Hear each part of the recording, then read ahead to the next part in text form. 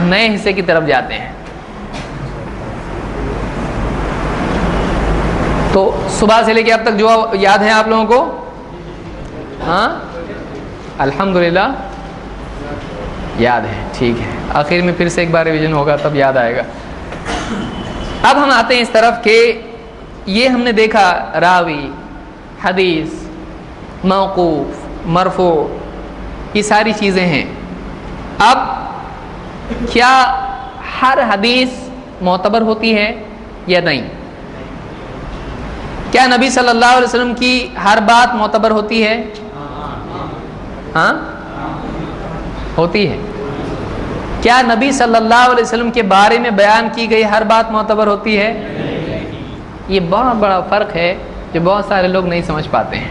اور اہل حدیث جب کسی حدیث کو کہتے ہیں ضعیف تو کہتے ہیں ہاں ضعیف.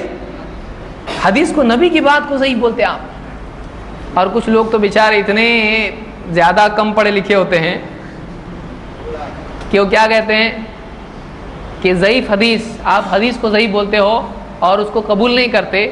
ماں باپ ضعیف ہوتے تو قبول کرتے ہیں کیا ان کو کیسا قبول کرتے ہیں؟ کہ ماں باپ ضعیف ہو جاتے ہیں تو ان کو آپ قبول کرتے ہو, ان کو آپ بدسلوکی نہیں کرتے ان کے ساتھ میں, تو آپ نبی کی بات ضعیف ہونے کے بعد کیسا اس کو چھوڑ دیتے ہیں؟ کچھ لوگ سمجھتے ہیں کہ ضعیف کا مطلب کیا ہے, بہت ضعیف ہو گئی, یعنی بوڑھا پرانا. تو اس سے ان کا مطلب کیا ہوتا ہے, حدیث کا جو بہت پرانی حدیث اگر ہے اور زیادہ پاورفل ہوتی ہے, وہ ایک دم اولڈ از گولڈ. تو ہر آدمی کیا کرتا ہے, سیکھتا نہیں ہے اور سکھانے کی کوشش کرتا ہے. اس سے مصیبت پیدا ہوتی ہے کہ اس علم کے بغیر ایک آدمی دین کے بارے میں بولنا شروع کرے گا تو الجہل یخلق الاعاجیب. شیخ عبید الجابری کہتے ہیں کہ جہالت سے عجائبات وجود میں آتے ہیں. کہ ایک آدمی جب اس کو علم نہیں ہوگا, اب بولنا شروع کرے گا تو ظاہر بات ہے کہ ایسی ایسی باتیں بولے گا کہ اس سے پہلے کوئی بھی عالم بڑے سے بڑا بھی بولا نہیں, اور نئی نئی تحقیقات وہ سامنے لائے گا. پھر وہ مردوں میں بھی حور بتائے گا, مذکر حور بھی بتائے گا اور بہت کچھ بتائے گا. تو علم اگر نہیں ہے تو علم کے لیے دو چیزیں ہیں, یا تو خاموشی یا تو سوال. اگر آدمی کے پاس علم نہیں ہے, اس کے پاس کیا کرنا چاہیے؟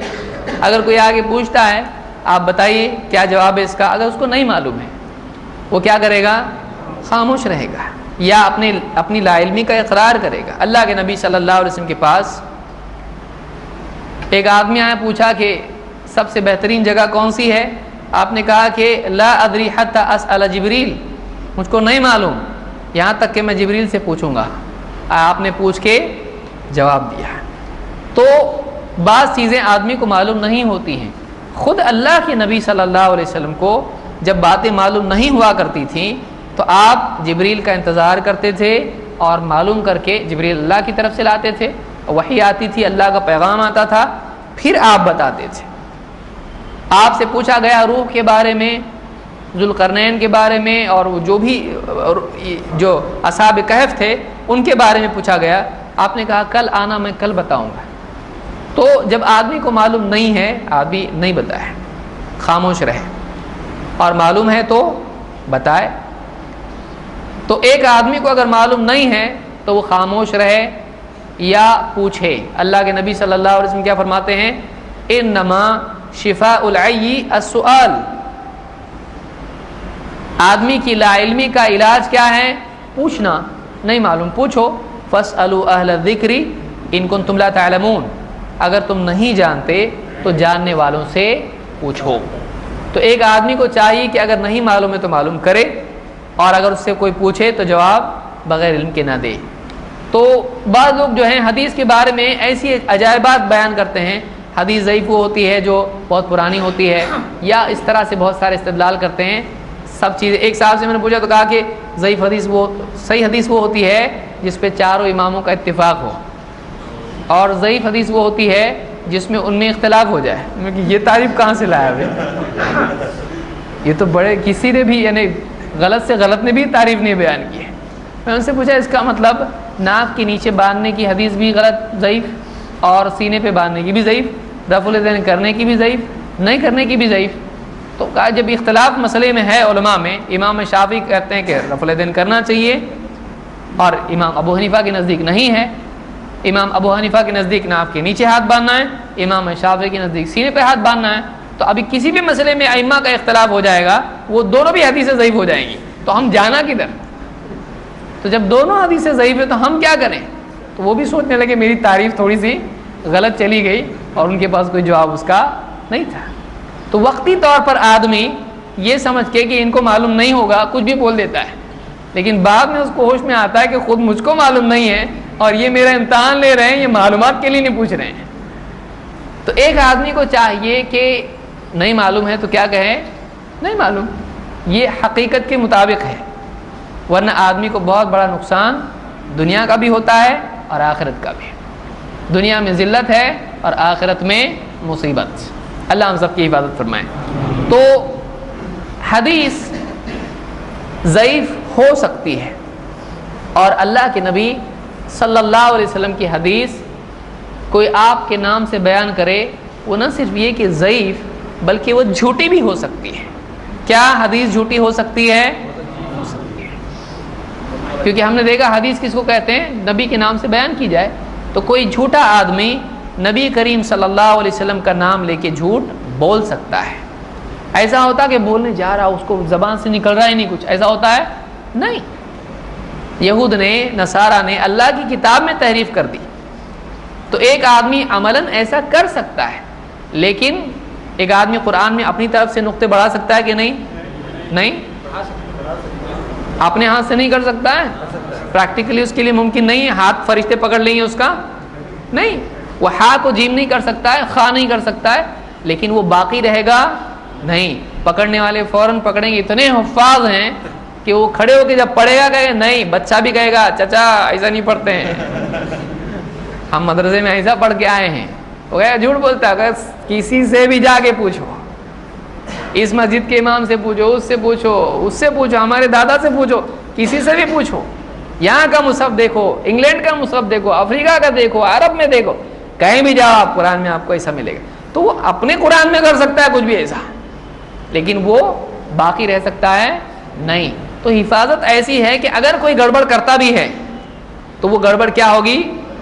وہی معاملہ حدیث میں بھی ہے کہ کوئی آدمی حدیث میں اپنی طرف سے ملاوٹ کرتا ہے، وہ پکڑا جائے گا۔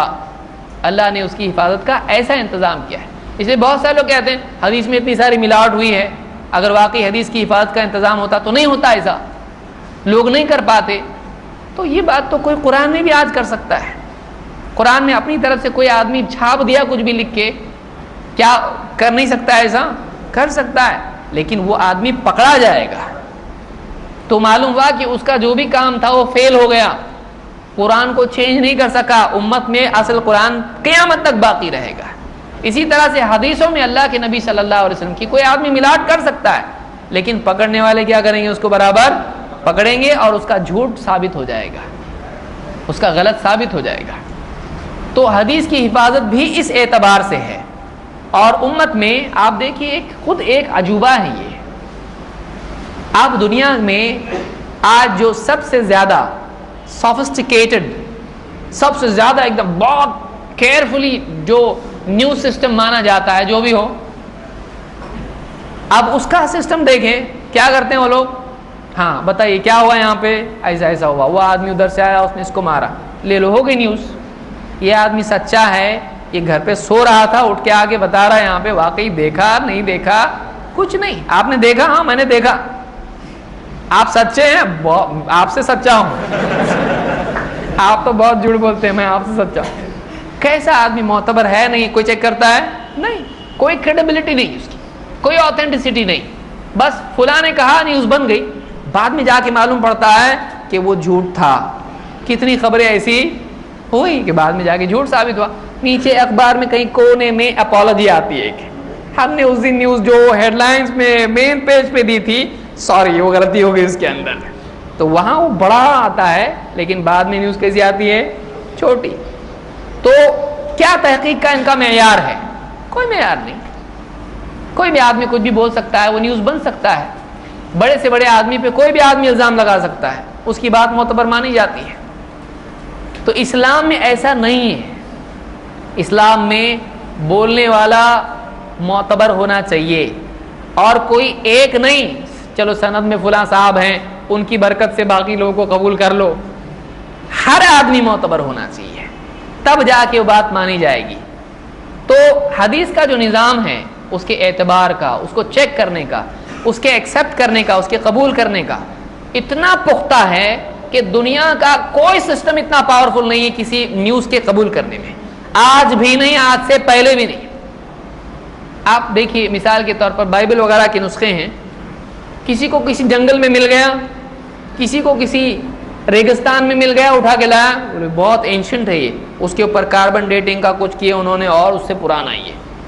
پھر یہاں سے نسخے جمع کیے, ان سارے نسخوں کا پورا ایک جو ہے جگہ جمع کر کے ان میں چیک کر رہے ہیں, صاحب کو دیکھ کے ایک بیچ کا ٹیکسٹ وہ لوگ لے رہے ہیں. یہ طریقہ اسلام میں نہیں ہے. آج خود تورات اور انجیل جس کو آپ بائبل لوگ کہتے ہیں, یہ آج خود اتنے نسخے اس کے ہیں کہ ان تمام نسخوں کے اندر سے واقعی اصل بات کیا تھی نکالنا ایک بہت مشکل بات ہو چکا ہے. اور دوسری بات یہ کہ وہ نسخہ ہے کس کا, کسی نے اپنی طرف سے لکھ کے ڈال دیا. اب کوئی آدمی اس کو مل گیا پرانا, 1000 سال پرانا, تو کسی چیز کے پرانے ہونے سے وہ سچا ہو سکتا ہے نہیں, کیونکہ پرانے زمانے میں بھی جھوٹے تھے. کوئی چیز اگر پرانی ہے تو سچی ہوگی ضروری نہیں ہے, کیونکہ ہر زمانے میں جھوٹے لوگ رہے ہیں. تو اس زمانے میں کسی نے اللہ کی کتاب میں تحریف کر دی اور اس کو لکھ کے رکھ دیا, اور آج عیسائیوں کو, یہودیوں کو مل رہا ہے. تو دیکھو یہ بھی ایک ٹیکسٹ مل رہا ہے جو بہت پرانا ہے, معتبر ہے نہیں, ضروری نہیں ہے. کس کا تھا, کس نے لکھا, ماننے والے نے لکھا, نہیں ماننے والے نے, گمراہ نے, ہدایت یافتہ نے, کچھ نہیں, بس وہ مل گیا لے لو. حدیث میں ایسا نہیں چلتا ہے. حدیث بیان کرنے والا شروع سے لے کے اینڈ تک, محدث سے لے کے اوپر تک, سب کے سب کیسے ہونا چاہیے, آتھینٹک ہونا چاہیے, معتبر ہونا چاہیے, ایک دم ان کا کردار, ان کی ہر چیز اعتبار کے لائق ہونا چاہیے, تب جا کر اس بات کو مانا جائے گا, نہیں تو نہیں. ایک بھی آدمی اس سند میں ایسا آ جاتا ہے جو معتبر نہیں ہے, حدیث ایکسیپٹیبل نہیں. اس کے بعد اگر کوئی حدیث صحیح ثابت ہوتی ہے تو کتنی پاورفل چیز ہوگی, آپ سوچئے وہ خبر کتنی معتبر ہوگی جس کو اتنا پرکھا گیا ہے. لہذا کیا حدیثوں کی تحقیق ضروری ہے یا نہیں؟ وقت ہمارے پاس کتنا ہے؟ 5 منٹ. کتنے بجے رکنا ہے؟ 5 منٹ میں رکنا ہے. حدیثوں کی تحقیق ضروری ہے یا نہیں, یا ایک آدمی ہر حدیث کو مان لے؟ حدیث کے سلسلے میں کئی لوگ ہیں. ایک وہ ہیں جو سرے سے حدیث کو مانتے نہیں, منکرین حدیث. ان کو اہل قرآن کہنا قرآن کی بے حرمتی ہے, کیونکہ اہل قرآن ہمیشہ اہل سنت ہوتے ہیں. تو یہ لوگ جو حدیث کے انکار کرنے والے ہیں, ایک تو وہ جو سرے سے حدیث کو مانتا نہیں ہے, دوسرے وہ لوگ ہیں جو حدیث کو مانتے ہیں اور اس کو چھانتے نہیں. ایک مانتے نہیں, دوسرے چھانتے نہیں, اور اس میں ایک طبقہ تو ہے جو جانتے ہی نہیں. کیا کریں اب, اللہ رحم فرمائے. کس کس سے آپ نپٹیں گے؟ آپ سوچئے, اتنی سی زندگی 4 دن کی, اتنے سارے مسائل, پرسنل پرابلم, یہ پرابلم, اس میں یہ ایک مصیبت سے. کہاں سے لائے حدیث؟ ہمارے باپ دادا نہیں سنے, تم کہاں سے بیان کر رہے؟ ارے تمہارے باپ دادا کو اگر نہیں معلوم ہے تو اس میں ہماری غلطی ہے. اگر تمہارے باپ دادا کو نہیں معلوم ہے تو ہمارا کیا قصور ہے بھائی؟ جاننے والا نہ جاننے والے پر حجت ہوتا ہے, یا نہیں جاننے والا جاننے والے پر ہوگا. کسی آدمی کو اگر کوئی کہے کہ یہ راستہ کہاں جاتا ہوگا, یہاں جاتا, بولے ہم کو تو کبھی سنے نہیں یہ راستہ وہاں جاتا. ارے بھائی میں روز جاتا ہوں وہاں پہ, آپ کو نہیں معلوم تو آپ کا پرابلم ہے. یہ موبائل, اس میں سے بات ہوتی, بات بھی ہوتی ہے, اچھا تو آپ کو نہیں معلوم ہے, آپ کی غلطی ہے, نہ جاننے والے کی غلطی ہے. جاننے والے کی کوئی غلطی نہیں, سوری مجھ کو معلوم ہے غلطی ہو گئی مجھ سے, تو یہ غلطی اس کی تھوڑی ہے. تو ایک طبقہ وہ ہے جس کو حدیث کا دین میں کیا مقام ہے, بابا کی بات ماننا چاہیے, پیر صاحب کی ماننا چاہیے, فلانے صاحب کی باپ دادا کی ماننا چاہیے, اس کے پیچھے لوگ پڑے ہوئے ہیں. حدیث اگر پیش کی جائے تو کہتے نہیں باپ دادا غلط تھے کیا, یہ کہاں سے لائے تم لوگ. ایک ایسا طبقہ ہے جس کو حدیث کا مقام معلوم نہیں ہے کہ حدیث سامنے آنے کے بعد چپ ہو جائے، منہ بند کرنا پڑتا ہے، ماننا پڑتا ہے، سمعنا و اطعنا، سننا اور ماننا ہے اس کے لیے۔ ایک وہ طبقہ ہے جو حدیث سرے سے مانتا ہی نہیں، یہ اپنے آپ کو پڑھا لکھا مانتا ہے، یہ قرآن والا اپنے آپ کو مانتا ہے، جبکہ قرآن والا نہیں ہے۔ قرآن میں خود اللہ نے نبی کی ماننے کے لیے کہا ہے۔ اور ایک طبقہ وہ ہے کہ جو کہتا ہے کہ نبی کی بات، نبی کے نام سے کچھ بھی بیان کرو ہم اس کو مانیں گے، اس کو ہم چھانیں گے نہیں، اس کو چیک نہیں کریں گے، ہم دیکھیں گے نہیں معتبر ہے کہ نہیں ہے۔ ہم یہ نہیں کہتے ہیں کہ نبی صلی اللہ علیہ وسلم کی بات معتبر اور غیر معتبر ہوتی ہے، ہم یہ کہتے ہیں کہ نبی صلی اللہ علیہ وسلم کے بارے میں کہیں بھی بات معتبر بھی ہو سکتی، نہیں بھی۔ جیسے آپ کے بارے میں کوئی آدمی سچ اور جھوٹ دونوں بول سکتا ہے۔ کوئی آدمی کہے کہ آپ نے چوری کی تو کوئی آدمی کہے گا نہیں کی، اب وہ جھوٹا بھی تو ہو سکتا ہے نا، بیان کرنے والا سچا بھی ہو سکتا ہے، جھوٹا بھی ہو سکتا ہے۔ تو واقعتاً اس نے چوری نہیں کی ہے، لیکن خبر تو ہے آپ کے بارے میں ایسا کہ ایویڈنس میں لکھا تو جائے گا کہ فلاں نے ان پہ الزام لگایا ہے۔ تو اللہ کے نبی صلی اللہ علیہ وسلم کے نام سے کوئی آدمی کوئی بات بیان کرتا ہے، وہ بات صحیح بھی ہو سکتی ہے، غلط بھی ہو سکتی ہے۔ نبی صلی اللہ علیہ وسلم کی بات جھوٹی نہیں ہوتی ہے، آپ کے نام سے کوئی جھوٹ بیان کر سکتا ہے، اس لیے بیان کرنے والوں کو چیک کرنا ضروری ہے۔ لہذا میں یہ سمجھتا ہوں کہ اتنا کافی ہے۔ ہم مغرب کے بعد میں انشاءاللہ دیکھیں گے کہ احادیث کی تحقیق کیوں ضروری ہے، راویوں کی تحقیق ضروری کیوں ہے، راوی ضعیف کیوں ہوتے ہیں، حدیث ضعیف کیوں ہوتی ہے۔